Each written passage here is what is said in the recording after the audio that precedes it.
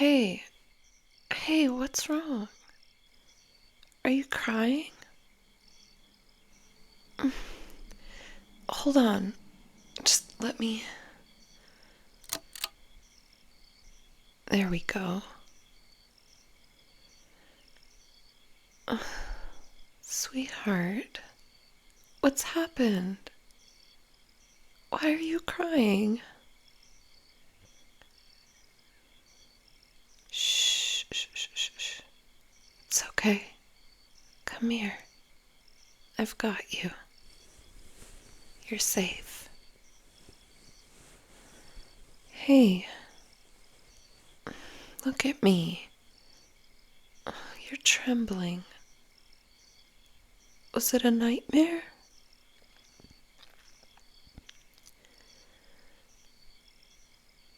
I'm so sorry, love. Whatever it was, I promise it's not real anymore, and it was just a dream.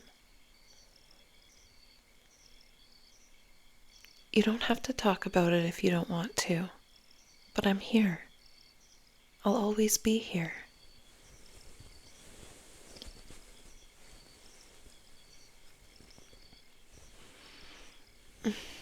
Come on, let me get him. Let me get rid of the tears.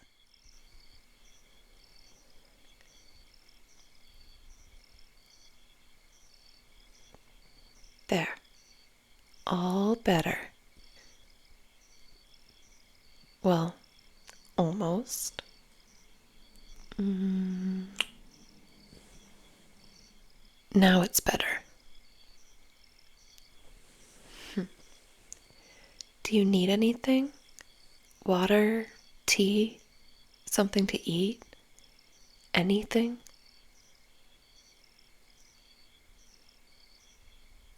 No? Just cuddles? Oh, baby, of course. That is my specialty. Award-winning, remember? There. Come. Snuggle in. Let me hold you.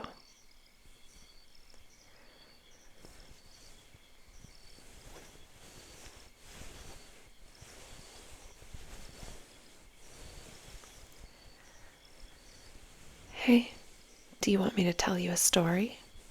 Sometimes that helps you fall back asleep, right?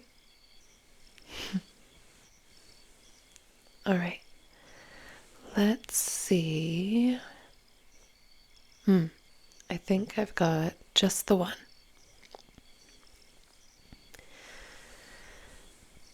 Once upon a time, there was a little village nestled in the valley of two great hills. The people there were happy, but among them was a lone wanderer, a charming, slightly sleepy adventurer, if I do say so myself. The adventurer wasn't looking for anything in particular. They just wandered the land, keeping to themselves, until one fateful day they stumbled upon the most radiant being that they had ever seen. And this radiant being wasn't just beautiful. No, they were clever and kind, with a heart so bright that it could outshine the sun. And the adventurer, well, they were enchanted right away. But there was a problem. You see, the radiant being was no ordinary villager. They were a sorcerer, a wielder of powerful, awe-inspiring magic. And the adventurer, they weren't so sure if they were worthy of such a dazzling companion. But fate had other plans. The sorcerer and the adventurer crossed paths again and again. At first, the adventurer tried to play it cool, acting like they weren't completely captivated every time the sorcerer smiled. And the sorcerer? Well, they saw right through it. One particularly stormy night, the adventurer found themselves stranded near the sorcerer's tower. It was pouring rain, the kind that soaks you to the bone and doesn't seem to have an end in sight. The adventurer, being just a little too proud, hesitated to ask for shelter. But before they could even knock, the sorcerer opened the door and said, "What do you think that they said?" "Exactly. Come in, you fool. You're drenched." And just like that, the adventurer was pulled inside, handed a warm blanket, and given the best cup of hot chocolate that they'd ever tasted. I think it must have been infused with magic, but they'd never tell the adventurer that. And they stayed up all night, talking and laughing by the fire. And for the first time, the adventurer felt like they'd found something worth staying in one place for.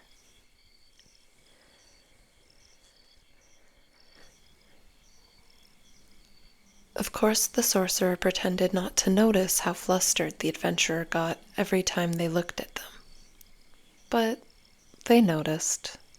They definitely noticed. From that night on, the adventurers stopped wondering.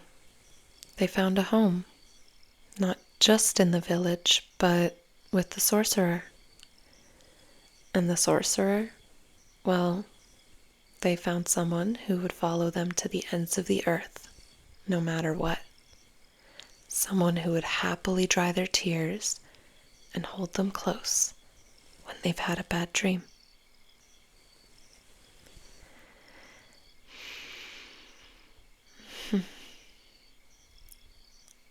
And they lived not just happily ever after, but together, because that's all that really mattered.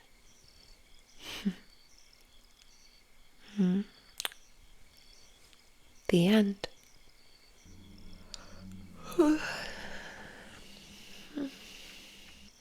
So, did my silly little bedtime story help, or do I need to tell you another one?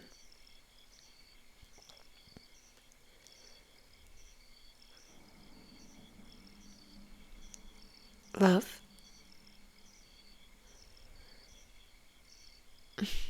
You want me to keep talking? Anything for you, my sleepy sorcerer.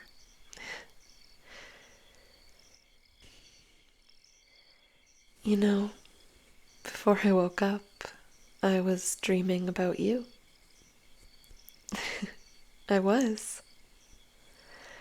I was in this huge, glowing city, and when I looked up, the sky was full of whales, but not just regular ones. They were shimmering, like they'd swallowed all of the stars in the sky. It was so beautiful. And then one of them came down so low that I could reach out and touch it. I ran my hand along its side, and it was warm and soft, like velvet. And all I could think was, wow, I wish you were here to see this. And then, just like that, there you were, right beside me, smiling like you belonged there all along. And before I knew it, we were both on the back of the sky whale, soaring over the city. It was so peaceful, so magical. Honestly, I don't think I've ever seen anything quite so beautiful. I mean, except you.